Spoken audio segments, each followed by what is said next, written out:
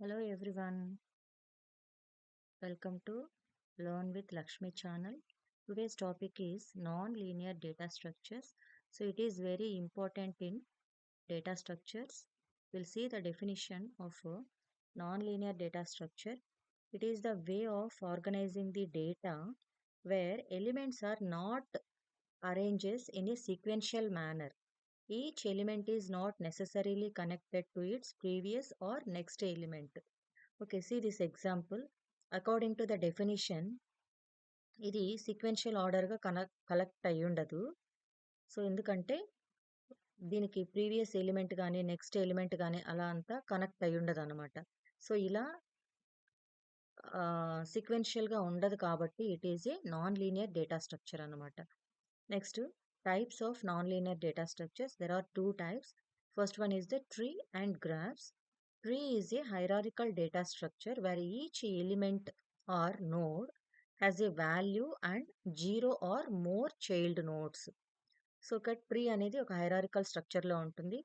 First level, second level, third level, four level, ఇది ఒక hierarchical structure. దీంట్లో ఉండే ఎలిమెంట్స్ ఆర్ వీటన్నిటిని కూడా ఏమంటారు అంటే నోడ్స్ అంటారు అనమాట. వీటికి 0 చిల్డ్రన్ ఉండొచ్చు లేదా మోర్ చిల్డ్రన్స్ అనేవాళ్ళు ఉండొచ్చు అనమాట. Next graphs. Graph is a collection of nodes and edges where edges connect to the nodes.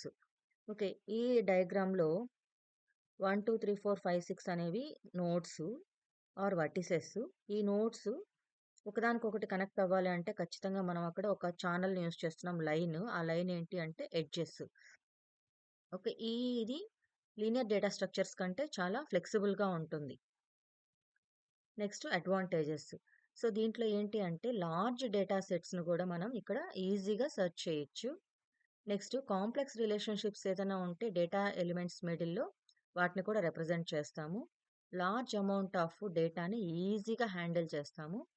Next insertions కానీ డెలీషన్స్ కానీ క్విక్గా చేసుకొని అక్కడ ఏ డేటా అనేది లాస్ అవ్వకుండా చేస్తామన్నమాట. నెక్స్ట్ మెమరీ యూసేజ్ని కూడా రెడ్యూస్ చేసుకుంటూ వెళ్తాం. నెక్స్ట్ ఇక్కడ ఏంటి అంటే కాంప్లెక్స్ రిలేషన్షిప్స్ని హ్యాండిల్ చేస్తుంది.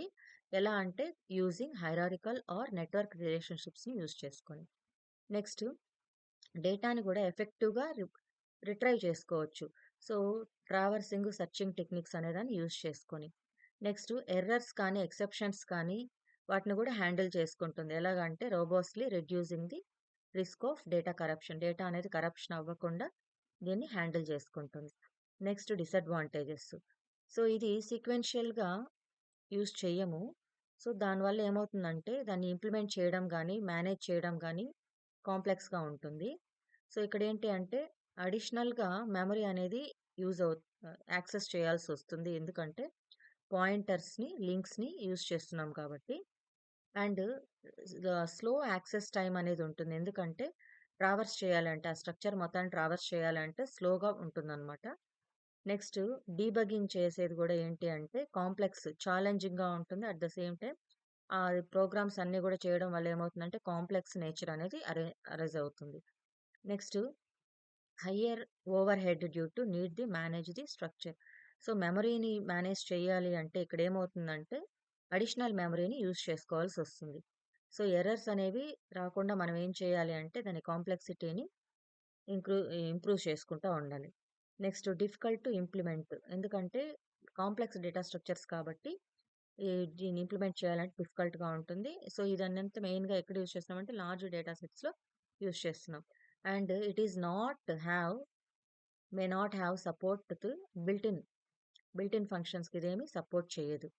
అండ్ దీంట్లో కూడా మనకి ఆపరేషన్స్ అనేది ఉన్నాయి. Same operations linear data structures ఏమైతే యూజ్ చేస్తాం సేమ్ అవే యూజ్ చేస్తున్నాం. Traversing, insertion, deletion, searching, sorting. Traversing అంటే ఏంటి అంటే మన లిస్ట్లో ఉండే ప్రతి ఒక్క ఎలిమెంట్ని విజిట్ చేసుకుంటూ వెళ్ళాలి. ఇన్సర్షన్ అంటే మెమరీ లొకేషన్లో ఏదో ఒక లొకేషన్లో ఎలిమెంట్ని ఇన్సర్ట్ చేయాలి.